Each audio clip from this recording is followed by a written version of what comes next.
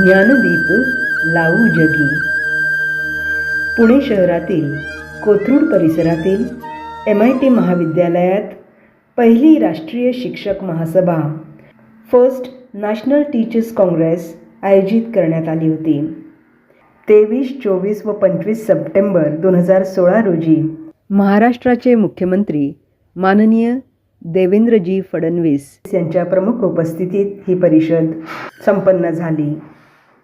देशभरातील 12 ते 15 राज्यातून उच्च शिक्षण क्षेत्रातील हजारो प्राध्यापक यात सहभागी झाले होते. छत्रपती संभाजीनगरच्या सरस्वती भुवन महाविद्यालयाचे प्रतिनिधित्व डॉक्टर वृंदा देशपांडे जोशी आणि प्राध्यापक सविता जोशी यांनी केले. ऐकूयात डॉक्टर वृंदा देशपांडे यांना. औरंगाबाद से आर्ट्स एंड कॉमर्स पढ़ाती हैं. आप अपनी आज के विषय के ऊपर अपनी बात को रखेंगी, अपने विचारों को रखेंगी. डॉक्टर वृंदा देशपांडे. नमस्कार. मंच पर विराजित सभी मान्यवर और श्रोतृ वर्ग में उपस्थित मेरे सभी भाई बहनों को प्रणाम. इस मंच पर मुझे अपना मत व्यक्त करने का जो अवसर प्राप्त हो रहा है, इसलिए मैं आयोजकों के प्रति आभार व्यक्त करती हूँ. मैं प्राध्यापक डॉक्टर वृंदा देशपांडे जोशी, औरंगाबाद के सरस्वती भुवन कला एवं वाणिज्य महाविद्यालय का प्रतिनिधित्व करते हुए अपना मत यहाँ व्यक्त करना चाहूंगी. किसी भी राष्ट्र के हर एक नीति तय करने में, उसमें बदलाव लाने में, उसमें सुधार करने में, उसे मजबूत करने में राजकीय इच्छा शक्ति बहुत महत्वपूर्ण होती है.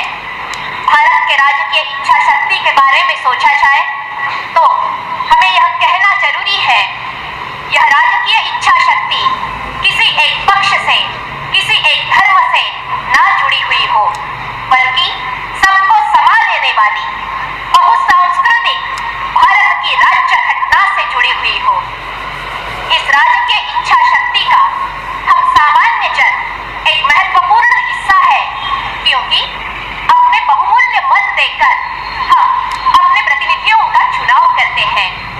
तो क्या ये राजकीय इच्छा शक्ति इस शिक्षा में बदलाव लाने के लिए कब बढ़ रही है?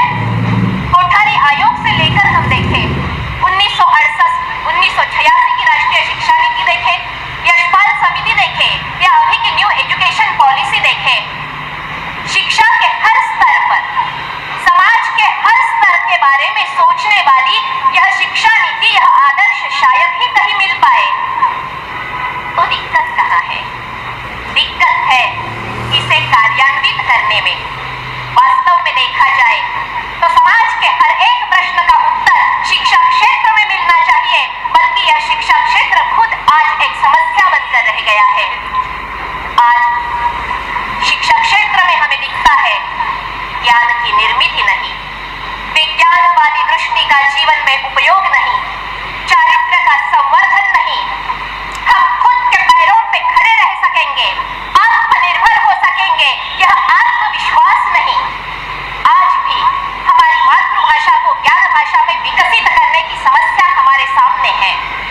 इतने सारे प्रश्नों से ये घिरे हुई शिक्षा क्षेत्र के बारे में राजकीय इच्छा शक्ति का मेरे ख्याल से यह कर्तव्य है कि संपूर्ण समाज में एक ऐसी सुसूत्र और एकीकरण करने वाली व्यवस्था बनाए दे, सुशासन बनाए दे, जिससे यह प्रश्न छूट सकेंगे.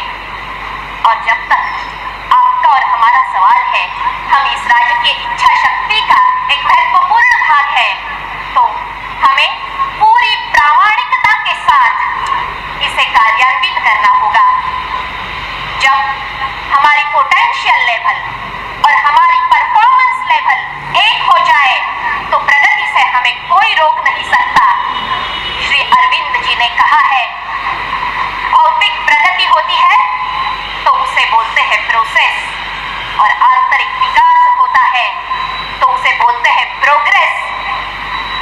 प्रोसेस को भारत ने अपना लिया है. आपके और हमारे कठोर परिश्रमों से यह प्रोग्रेस की ओर